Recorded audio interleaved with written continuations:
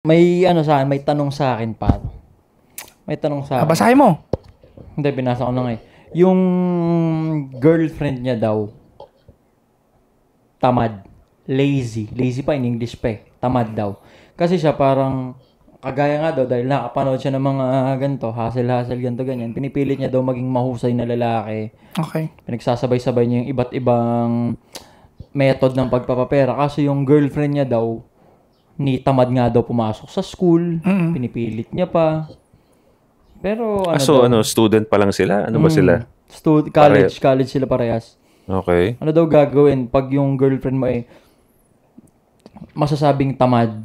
Ang ganda ng tanong nun ah. Good question. Maraming nagkakaproblema ng ganyan sa ngayon. Josh, anong take mo doon? Yung ano kasi pare, yung katamaran na yan, maliit na bagay lang yan sa surface. Kung titignan mo, ay tamad lang yan, okay lang yan, ganyan. Pero in the long run kasi pare, hindi yan magandang sign eh. Hindi siya magandang sign, bro. Unang-una, sa school pa lang kayo, tamad na siya, ayaw nang pumasok, pare. Eh, saan ba unang-unang nagde-develop ang isang tao sa school? Saan ba kumukuha ng skill? Sa school, saan kumukuha ng knowledge? Sa school. Oh. Kung doon pa lang nag-fail na yung isang tao, malaking chance na in the future, eh, pag tumanda pa yan, mas worst yan, pare. Diba? Kasi, again, baka sabihin ng iba, bakit naman yung hindi pumapasok sa school? Meron silang ibang, hindi sila tamad. Tamad sila sa school, pero masipag sila sa pinili nila, hindi sila nag-aral. Yeah, dito papasok yung, ano, di ba, yung, ano ba to? Diploma o diskarte, di ba? Hindi sila tamad. Tamad sila sa school, tamad pero masipag sila sa ibang bagay. Yes. Pero yung sinasabi bilang niya kasi...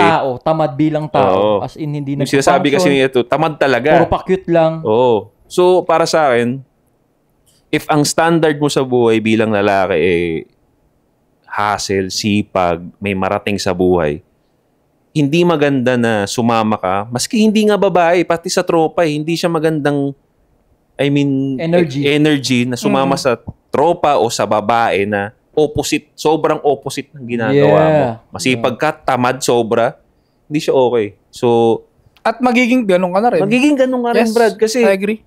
For example, again, parang poison yan, Brad. Parang succubus yung mga ganyang klase ng babae. Tamad siya pumasok. Oh, kunyari, sabihin pa nating live-in yung mga yan. Kunyari lang, nag-worst pa. Sir, tiniis niya, Brad.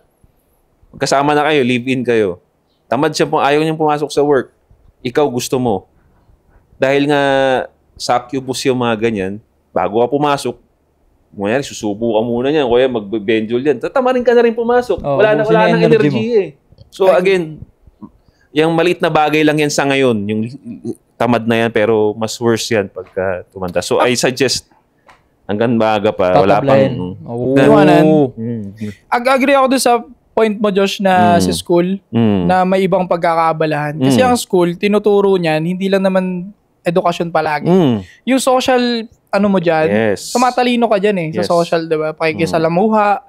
Saka yung may natatapos kang task, every day, meron task yan Yun talaga yun, actually, pare. Yun yung mga long-term skill na makukuha mo sa school. Kasi yung grades, sa school lang yan Sa school lang yung grades Yung ano talaga yun, yung mga sinabi mo. Yung social and yung task every day. Kasi ganyan na rin in real world. Pag nagtrabaho ka na, o nag-grind na kagaya namin, we need to finish tasks every single day. At hindi kami titigil na hindi natatapos yun every single day. Kasi alam namin na yun yung road to get more money. Diba? Para sa bigger goal. Small goal to bigger goal. Pero, iba naman ako doon sa opinion mo na ihiwalayan agad. Kasi ang mangyayari dyan, para kang nagkaroon ng computer, nagka-virus, ang tangang solusyon mo, reformat agad. Sa amin kasi sa IT, hindi yun ang number one solution mo. That's your last resort. Reformat. Kasi ano yan, pangsuko yan parang white flag namin yan Pag nag-reformat ka na lang on the spot, wala na, ayaw ng professor namin yan that time. Gets ko yan. So, ang nangyayari, IT ka rin pala, diba? So, pinaka-the best thing to do dyan is palitan niya kung paano siya mag-deliver sa girlfriend niya. Kung paano niya sabihin. Kasi ang babae, kumikilos yan, depende kung paano mo dineliver Isa lang point no, pero babagoy mo yung deliver. Mas gusto nila soft deliver lagi para sumipag May pagkakatalo din siguro sa dominance. Kasi ako, never pa ako naka-encounter ngayon ng tamad na babae. Even tamad siya before sa bahay, and then pagdating niya sa akin, yung energy ko, tama yung sinasabi ni Tato, yung energy and frequency, nahahawa siya sa akin. Hindi ako mahahawa sa kanya, siya mahahawa sa akin. Mapapakilos ko siya, matuturuan ko siya. Gaya ng ginawa ni Ato, di ba? Na, eto na, nagme-make money na ngayon. So, i-influence mo muna siya talaga na sa'yo. She see him as a weak person right now. Kumbaga, sobrang weak pa niya sa mata ng babae. So, ang may problema dito, yung lalaki pa talaga. Oo nga, totoo. Tol, hindi ka pa complete ngayon, Tol. Kumbaga, akala mo nakikita mo siya yung mali, ikaw yung mali. Yun, hindi ka niya sinusunod kasi hindi ka naman talaga kasunod-sunod for now. Putang ina, Kaya nga, kayo, halimbawa maging single ulit kayo, susunod na babae ninyo, mahahawa lang sa kasipagan. Kahit tamad yun sa bahay niya. Kasi may dumating na sa akin babaeng tamad sa bahay niya pero kumita kami ng pera eh. Alam mo yun, pagdating niya sa akin, pinalis ko siya sa trabaho niya, tamad din siya dun eh. Puro absent siya dun eh, wala na siya sinasahod, puro absent, puro cut. Pinaresign ko, sa akin siya pumasok, pumera kami ng pumera. Diba? Agree ako dun. Ang ending, kumita na siya ng pera niya, nag-iwalay na kami, may pera na siya eh. Diba? Yeah. So if you have the patience na try mo influence na lang, di ba? Yeah, kaya yun. Disiplinahin mo na lang. If you have the patience. Hindi mo siya intention na impluwensyahan. Dapat ma-impluwensyahan mo siya. Ma-impluwensyahan mo siya. Kasi pag yung pinipilit mo siyang impluwensyahan, parang kung nagbabagsak ng command nun eh. Mas lalong hindi susunod yun. Mas lalong hindi mag-fall in yun sa gusto mong wave eh. Diba? So, tama. Tutukan mo yung sarili mo, mas lumupit ka, mas ipakita mo sa kanya, maging living testimony ka na nag-work yung pagiging masipag, 'di ba? Sa iba't ibang aspect ng buhay, pakita mo sa kanya yung positive na na-acquire mo. Hindi nga ipakita makikita niya na kusa yun eh. So, kailangan mo mag-perform, maging malupit na lalaki ka muna. Totoo yung sinabi mo na kusa silang susunod eh. Kusa silang magsasubmit sa lalaking matikas talaga. Kahit sa atin tol nahahawa ko sa energy ninyo, natatapunan ako. Parang alam mo yung flare ng araw, parang nasasabuyan ka. Kikilos ka na rin, di ba? Babangon ka, di ba? Agree ako dun. Yeah, so... Ano yun, kumbaga, other choices mo yun. No? Na itablahin. At choice mo to, choice mo rin yun. Either way, pareho kang magbe-benefit naman. Ang last resort mo talaga is reformat. Kung nawalan ka na, ayaw pa rin. Replace na yun. Bigay mo na dun. Hindi kinaya ng reformat, replace. Replace na talaga. Kung ikaw matyaga ka, mahal mo siya, doon na nga papasok yung love eh. Diba? Yung love kasi, yun ay sumusuwag ng lahat eh. Yung mga principles in life mo, yung mga standards mo, na-wave dahil sa love. Ngayon, gaano mo siya ka-love? Check mo lang pala. Pero, mo siya ka-love. Kasi kung malupit siyang lalaki tol, hindi na rin magmamatter kung tamad yun eh. Para sa akin hindi na magmamatter yun eh. Ang ayoko na lang, yung until hanggang bahay makalat siya, hindi siya nagdiligpit. Yun na yun, pre. Yun na yung mga sign nun, pare. Pagka tamad na yan sa school, which is, kumbaga parang sa apelitan na nga yun eh, ang school, di ba? What more pa kaya sa involuntary na gawain, di ba? I mean, sa voluntary na gawain. Kasi nga sa school may kapalit na diploma, pwede kang gumraduate. Paano pa sa bahay? Sa bahay, di ba? Sa bahay, kailangan kusa ka dyan na maglilinis eh. Di ba? So, sabagay parang magkapatid yan, no? Pag tamad magkapatid yung pare. Hindi niya natatapos yung task doon. Every day, tinatamad siya. Hindi niya rin kaya sa bahay every day. Kasi hindi niya yan mapapansin, Brad, yung katamaran yan sa school or what. Kung sa bahay, sobrang nakikita niyang kumikilos. Again, hindi mo masasabing tamad ang tao kung may ginagawa talaga siya. Masasabi mo talaga, makikita mong tamad yung tao pag on all aspect, wala talaga siyang ginagawa. Naka-cellphone lang. Oo, di ba? Kaya nga sabi natin kanina, iba yung sipag ng gusto diploma, iba yung sipag ng diskarte. Kasi nga, parehong masipag yun, iba lang ang daan nila. Di ba? Pero kung talagang, as in, tamad ka, kasi wala kang makitang progress sa kanya. Di ba, Brad? So, ayun, again, parehong may point talaga. It's your choice, pare, kung alin doon. Ito yung choices mo, ito yung options mo. Ikaw bahala kung anong pasok sa'yo doon. Ako kasi tingin ko dyan, ampunan ko lagi dyan yung leader eh. Ikaw yung leader dyan sa relationship. Ngayon, kung hindi malapit yung follower mo, ibig sabihin, hindi ka ganun ka-effective. Yup, hindi ka ganun ka-effective. And you need to fix yourself first before others. Diba? Yun, solid. So, tutukan mo muna yung sarili mo. Maging malupit ka. yun yung unang option. Maging malupit ka para ma-impluwensyahan mo siya. Yes. Kung hindi mo naman trip, ibig sabihin, hindi mo siya ganun kamahal, palitan mo. So, wala lang. Focus ka muna sa sarili mo, di ba? Kasi we attract what we are eh. Pero hindi niya rin mapapalitan. Kunyari, tablahin niya yon. Hindi naman siya makaka-attract ng masigasig na babae kung hindi niya nga i-upgrade yung sarili. Exactly. Yep. Exactly. We attract what we are, di ba? Yun. So, Kasi kung pala gimmick ka, puro gimmick girls din makikita mo dyan. yeah. Kung masipag ka, mapapantayan ka rin na masipag at matino. Di ba? Religious ka, religious din makakasama mo. So, check yourself pa rin, no? Oo, babalik talaga doon. Oo, Babalik ikaw pa talaga. rin talaga. Ikaw pa rin talaga. Ikaw Kasi pa yung pare, ano yan eh. Kumbaga, taga-amplify at follower mo lang talaga yan eh. Ikaw, salamin ka lang yan eh. Pansin mo, yung mga ex natin na lagi natin dati nakakaaway, binabato lang nila yung pinapakita natin eh. Oh, yeah. Pag kupal tayo sa kanya, kukupaling ka lang din niya pabalik eh, di ba? Kumbaga, mirror lang lagi ang babae para sa akin, mirror. So kung palpak yan, ikaw yun talaga. Kasi Nagmi-mirror palpak ka lang pa sila. for now. Pero mag-improve ka Kaya rin. maraming lalaki yung parang dinadaing ng mga babae. Tangina yung partner ko masyadong perfectionist. Gusto perfect lahat. Gusto ganito lahat. Gusto ganito lahat. Gusto ganito lahat. Kasi nga kami mga lalaki parang reflection nga namin kayo eh. So hanggat maaari ayaw naming sablay-sablay kayo. Yes. Kasi nga sa amin din babagsak yun. Tangina jowa ni ganito yun eh. Exactly. Image mo na yan eh. Yun. Yun ang sinasabi ko. So tangina babagsak na naman sa'yo. Check yourself. Naniniwala nga ako bro na yung girl mo is what represents kung ano ka nga sa relationship. Yeah. Totoo yan, yun. pre. Kaya kung yung girl mo makita sa hindi mo siya kasama, kumbaga, hindi mo siya kasama ibang tao. Diba? Kung ano yung galaw niya, yun din ang perceive ng tao sa'yo as a partner niya. Kunyari, pag wala ka, hindi mo kasama yung babae, tangina, ang harot ng girlfriend mo. Sabihin ng mga, di ba tayo, pag may nakita tayo, na kainuman nating babae, na may alam nating may jowa, di ba? Tapos ang harot dyan, kung sino-sino inano, sabihin natin, isipin ko, na, uy, tangina, susupot-supot tong boyfriend nito. Unang-una, pinayagan dito yan. Yeah. Bait nandito bait nakatakas yan, no? Bait ang likot niyan, di ba? So, again, naniniwala ako dun. Nasabi ko rin to sa mga... Bakit Diyos pag Tsaka ito, pre, masingit ko lang dun. Ang gandang continuation sa sinabi mo.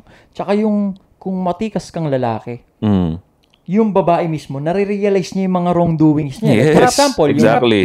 yung babae, nagka-club siya before, nakamit siya ng, magsasabit ako dito, malupit to, babaguhin na to buhay ko, magiging maayos ang buhay ko dito. Siya mismo magkukwit dun. ayusin niya rin pati Hindi talaga. na siya mismo magka-club type shit na ganun. Hindi na siya aabot dun kung Hindi na siya malupit kang aabot dun, lalaki. Yep. Kasi baka may slip up ka pa eh, mawala ka pa. Yes, yun. Yun yung sasabihin ko Manghinayang dapat na maghihinayang na siyang magloko kasi okay ito Diba? Parang, So for now, kaya siya ginaganon, binabarubal, tamad-tamad yung babae. Di nakikinig sa kanya kahit sabihin niya pumasok sa school. Walang dating. Parang para sa babae, mawala ka man sa'yo, okay ka lang. Yan, yun nga, eksakto dun eh. yan. Pero mabalik ko dun sa sinabi ni Josh na nagiinom na babae. Grabe ka naman pare, misogynist naman. Pag ba nagiinom yung babae, ganun na Hindi, brad, ang ibig ko sabihin kasi doon, Secure yun pagka pumunta dyan, nasa inuman ninyong magtotropa, tas alam mong may boyfriend, parang tumakas pare. Doon mo siya i-judge na parang, tangina, bakit nandito yan? Oo nga, pre, kunyari, like for example, anim tayo magtotropa, biglang may dumating na isang babae, nag-aya siya. Yung naaya niya, kilala mo yun na may boyfriend. Tapos ikaw pa sumundo doon nakamotor. I-judge mo yun, tangin ng babae ito. Bakit Wala siguro nandito kwenta yan? yung lalaki nito. Walang kwenta yung man nito. Hindi. Bakit siya nandito? Hindi ganun to. Bakit niya sinuwag yung boyfriend niya? Pre, diba, kunyari, pag may pumunta, alam mong may boyfriend. Di ba parang ano yun? Sinuwag niya, wala siya Kasi respect. malay ba natin, she just want to be happy, di ba? Gusto lang niya mag-happy. Gusto niya maging happy, tapos dinisregard niya yung magiging feelings ng ng boyfriend niya. Kasi ako naniniwala ako, alam ng mga babae yan, alam nila yan na kunyari, ako babae ako. May boyfriend ako. Bilang babae, alam ko na puta, pag nakipag-inuman ako sa ibang lalaki, mababadrip tong jowa ko. Alam na lahat ng babae yan, walang tangang babae. Paano pag old friends yun? Mga old male friends? Di, kaibigan ko naman to. Nauna ko pa to maging kaibigan bago. Para sa akin, depende sa bilang. Gusto ko equal. O kaya mas marami yung babae. Like for example, 6 na babae, 3 lalaki. Yun, Pwede yun. Pero tangina 2 babae, tas 7 lalaki, puta kagaguhan Hindi siya okay sa akin, bro. Na gano'n na. Ayaw nyo may male friends? Okay Zero. lang, kaso nga mas marami yung babae. Mas ano? Di ba? Male friends, as kabatian, ganyan. Yeah. Okay. Pero yung ganong hobby ninyo na mag-iinom kayo, Dalawang parang babae, 7 lalaki. pine-prevent ko yung mga mangyayari. Kaya hindi pwede sa akin. Kasi lalaki ka eh. Alam mo, hindi ikaw nun. Lalaki ako. Tsaka at the same time, cargo kita. Kumbaga, ka-relationship kita eh. Di ba? Kumbaga, cargo kita. Alam ko yung pwedeng mangyari dyan. Hindi naman ako tanga. Di ba? Tsaka yung idea na mag-iinom kayo kasama puro lalaki. Di ba? Hindi siya, kumbaga, hindi ko ginagampanan yung security ko sa'yo kung gano'n. Yeah. Di ba? Kumbaga, again, may responsibilidad tayo. Pagka nasa relationship tayo, may responsibilidad, may respect.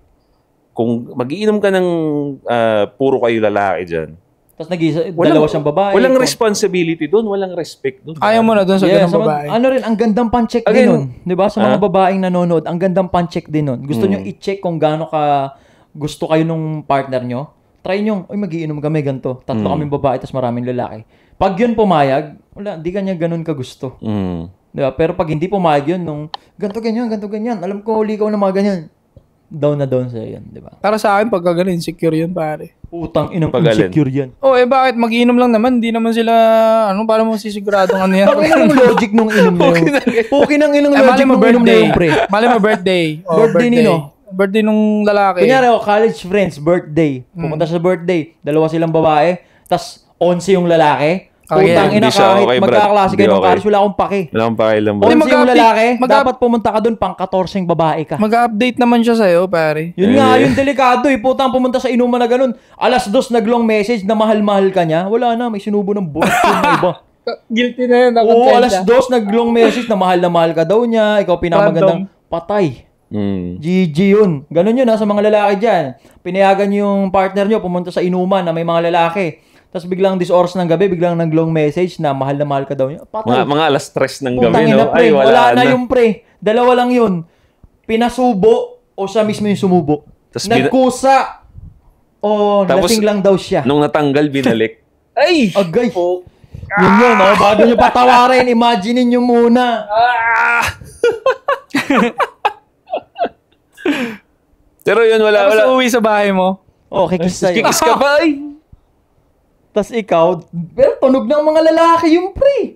Huwag niyong tanggapin. Oo. Putang ama naman, oh. May maramdaman ka na nun, Brad, eh. May nagsasabi na sa'yo, uy, may nangyari dyan. Pero, siyempre, yung hindi pagising or wala pa sa katotohanan, okay lang yun para sabihin, ganun ba? Sige, magpahinga ka na. O gusto mo dito, tulog ka na dito. Grabe kayo sa mga babae, pre. Wala ba kayong nanay?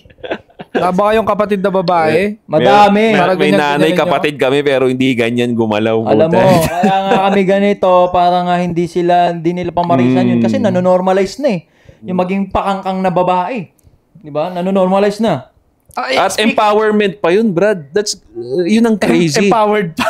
Yun pa yung crazy dun, Putang Brad. ina, oo nga. Paano sa mga babae dyan, sa mga advocate na babae dyan, paano naging nakaka-empower ng babae yun na sinasabi nyo na dapat normal ang maging pakangkang na babae? Paano naging empowering yung sasabihin nyo sa babae na okay lang na maging malaswa sila sa internet?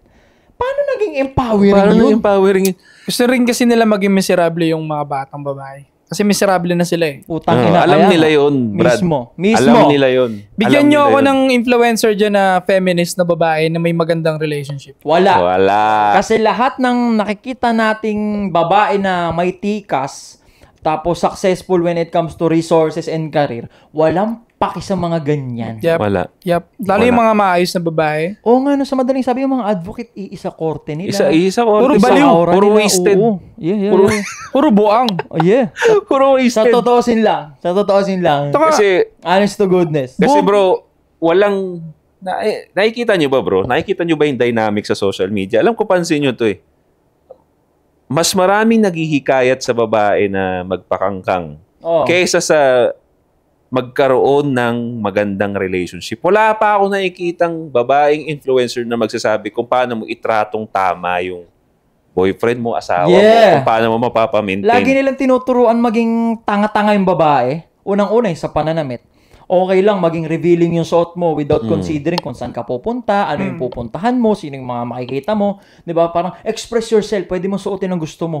Yun yung tinuturo nila, that okay lang daw yun. Normal ba yun? Hindi normal yun, mali Hindi normal yun. Pwede ba mag-pek short sa first date? O, diba? Hindi, ito pa, pangalawa, Perfect okay short. lang daw na mag-explore, may hoe face, at least nasasala mo yung lalaki, sino yung mga dapat. Sheesh. Diba, tinuturuan nila maging Pang pakangka. lalaki yun eh. Oo nga eh. Yung putang ina ganon, nga eh. pre. Yung sinabi mo na yun. Agree ako doon na lagi nila sinasabi yun. Pero yung bullshit na yung pang lalaki pa yun eh. Mag-explore daw ang puta, hoe Anong- face. Yung Tanginang hoe, yan. doon pa lang sa Hanggang word na hoe face, mali na Hoe, eh. ano ba yung hoe? Ano ba yung hoe? Di ba pokpok yun? Oh, tas proud kayo doon? Mali daw kayo ng pagkakaintindi sa term ng hoe face. Ano Kasi ba ang yung hoe hoe? face Sige daw. nga po, tangina comment down below. Ano ba yung, di ba hoe face, di, dun sa face na yun, pokpok ka dapat. Pokpok Hoe face. face nga eh. Hindi So- nga, kung mali yung pagkakaintindi ko, ano yung hoe sa hoe face? Sluts. Hindi magandang Bidyat. meaning yun, Ano sabi pare. mo kanina? Okay lang ba? First date, naka-pek-pek short? Oo, pinaranasan ako niyan, pre. First date, naka-pek-pek short? Sa inyo ba? Okay lang ba yun? Sa akin, di okay tol eh. Wala, never pa ako na-experience ng ganun. Tong inong yan. First date. Para sa akin tol, na-disrespect ako eh. Ewan ko kung ganun din take ninyo pag nangyari sa inyo ha. Para sa akin, nabastos ako tol. Parang, Bakit? Explain mo kung bakit. syempre pumorma ako eh. Unless, yung kadate mo na yon kunyari, taga Viva Max, sexy talaga siya. Na-meet mo siya, sexy siya. May tsura naman siya pare. In 20 lang siya tol. Young, di ba? May tsura naman siya, may dating. Kaso kahit na. Gusto mo nakabestida? Hindi naman Anong tol. ideal mo na aura ng babae sa first date? First impression naman, ayusin mo naman para ka nakapambahay eh. Parang Meron ganun yung naman dating. pare kasing merong gumagamit ng, well, kasi nagpa-fashion din ako dati. Merong magandang forma na, kunyari, kahit skirt. naka-fake shirt siya, Yeah. tapos pero yung Pasok top, sa yung top aesthetics niya, nung ano, pasok yeah, sa yeah, aesthetic. Ang hindi kasi maganda doon, Brad, yung Imagine mo, pek shirt, t-shirt. yung sobra tapos ganito pa, hindi okay yun, Brad. Pek shirt, tas t-shirt. Parang bibili lang ng toyo sa tindahan, tol. Tapos crop top pa, no? Crop top pa, t-shirt, crop top. Sipin mo yun, pre. Yeah. Ano? Sa akin, disrespect Pero sa akin yun. depende siguro yon. Ito may ka-date ka, first meet nyo. Naka-pek shirt siya, naka-t-shirt, pero puta naka-Land Cruiser siya nag-drive. Kanya yon. Oh. Ano pakiramdam? Kahit na. Kahit pa? Kahit na. Oo. Kasi syempre display siya sa akin eh. Image ko siya eh. Diba? And then, first impression kasi yun, hindi ko naman siya kilala. Unless, matagal na kaming lumalabas. Pwede ka na maging komportable ka. Pero, first impression kasi eh. Diba? Pero kung bembangan lang naman usapan, wala namang kaso eh. Wala namang kaso sa akin yun. Yun lang, parang nakaka-disrespect Kahit lang. ano, first meet nyo. Hindi siya nag-effort, tol. Yun ang punto ko lang doon. Hindi ka nag-effort sa akin na parang, tangina, dapat ayusin ko. Unang kita to eh. Bistida ba, red Baka lipstick. papabem ka lang Kahit talaga. pantalon lang, tol, okay na. Okay na. Kahit mag-baggy-baggy ka lang dyan, okay na sa akin yung walang kaso. Baggy, Air Force One, Pero pek short. Dispo. Hindi ka ba lalamig? Yun nga, hindi ka ba lalamigin yan, tol? Diba? Ang inang yan. First date. Alright. Wala ako na experience na ganun. Alam mo, para Tingnan mo, para sa exactly. akin, pre, ito, para sa akin, kung bakit siya nakamit nung ganun na babae naka-pek short lang, tapos di siya in-effortan, kasalanan niya yun. Yup, totoo naman yun. Di ba? Hindi ka respeto. Hindi, Hindi ka worth it paghandaan. nung time na kasi na yun, tol. Ilan taong ka? Mga around 23, 24. Totoo naman, bagets totoo na naman. bagets pa. Oo, bagets pa naman. Hindi Totoo pa naman. nakapakinig ng mga bugoy na koy-koy. Mga... Meron na. Meron pa. Kaya nga ayoko na eh. Kumbaga may value na. Alright. Binibuild up ko na yung sarili ko na kailangan ko ng umarte ng ganito nang para pagdating time na yon. Hanggang sa anime. Nire-ready mo na yung vessel Oo, mo. pare. Yeah, okay. Gets. So, para sa akin, may factor yun eh. Sa akin din, putang ina, first meet, pek short, t-shirt. Tangina Exactly, mo. kaya nga wala ka pa na-meet na ganun. Kasi nga, naghahanda sila eh. Kasi usually naman talaga ganun eh. Diba? Usually Unusual ganun. talaga yung lalabas tayo eh. Pupunta tayo dito sa ano eh. Diba? Tapos nagkakaganong-ganon ng short, bababa mo, nabibitin siya. Di para kang tanga, di ba? Oo nga, tangina. Kaya nga short, ibig sabihin mahaba, tapos pipilitin yung iganon ng iganon. Oo, tangina, diba? dat nagtokong ka, tapos islander. Yun nga eh. Pero mabalik ko lang doon sa topic kanina. Ito naman, yung sinasabi lagi ng feminist na virginity is a social construct. Cut.